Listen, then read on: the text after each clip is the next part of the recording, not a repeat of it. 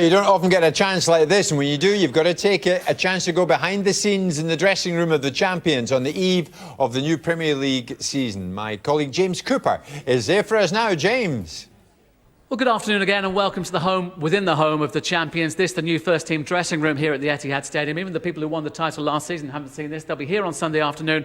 They'll see it for the first time. Refurbished this week, and it's been a day of firsts as well for the champions. A new chief executive, and they've let their data out from last season, their performances, and those of the rest of the Premier League onto the World Wide Web for the very first time. So have they let their secrets out?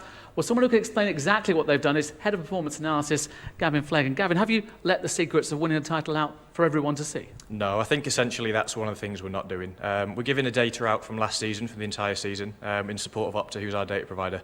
It's every kick for every player in every game for the entire season, really to inspire the next generation of analytics and football analytics, which we believe in the last few years has stalled, and actually one which comes down to a few fundamental things, and we're trying to knock that barrier away. It's no physical data, there's no data about distances of players. It's essentially data that if you went onto the internet you could find across maybe 50 different sites.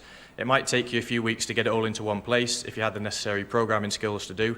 But it's data that's going to hopefully enable people with the skills to actually look into this area and take the area forwards. It's not the confidential stuff, is it? It's not, as you said, distances run and all the secrets that it took to win that title for the first time. No, absolutely. I think from our point of view, we wouldn't do that, and actually respected the other football clubs and Opta and the other companies who provide this data. That's one thing that we'd always stand by, is the confidentiality of that. What we're doing is we're allowing data out there which you can freely get in small chunks across the World Wide Web. You might be able to find a few games worth of data on one player or half a season on one team, but as of yet, the industry as a whole that's been evolving hasn't had data for an entire season on an entire set of teams. I think historically US sports are massive in data. A lot of their franchises have huge success stories. Everybody knows the success of Moneyball with the Oakland A's.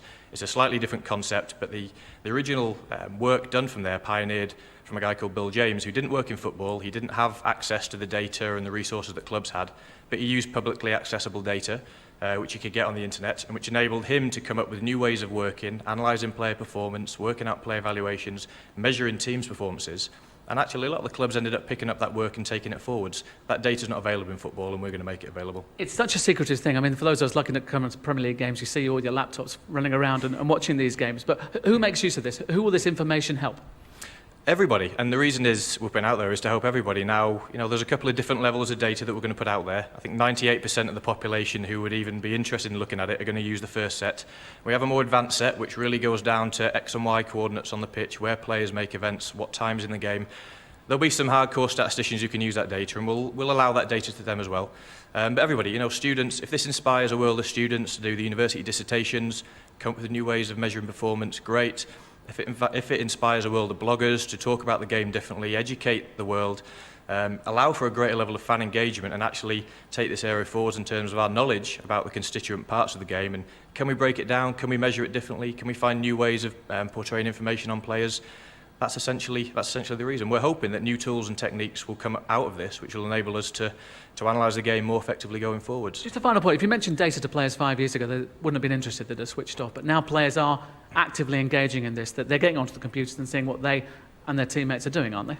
I think a lot of the work that clubs do in the analysis space is the players work with the coaching staff and analysis departments. A lot of it's kind of visual-based work, but the use of the data is becoming better and it's becoming smarter. And I think, if you can show data that adds value and can actually build context around what the players are doing, then they're going to engage in that. We have our defensive session units that we do each week. It's a player-led session. Vincent Kompany actually started that, and within that framework of subjective analysis they do, we've created metrics, 3 or 4, that actually help to give them some comparisons against other teams, and just give them a guide really, and puts a marker in the sand as to how well they're doing, so they can measure the performance over the time. Gavin, thank you very much. For those of us who are less technical, the data from last season was very simple. Manchester City won the title by 1 goal over Manchester United. This is a beautiful new space for the title winners.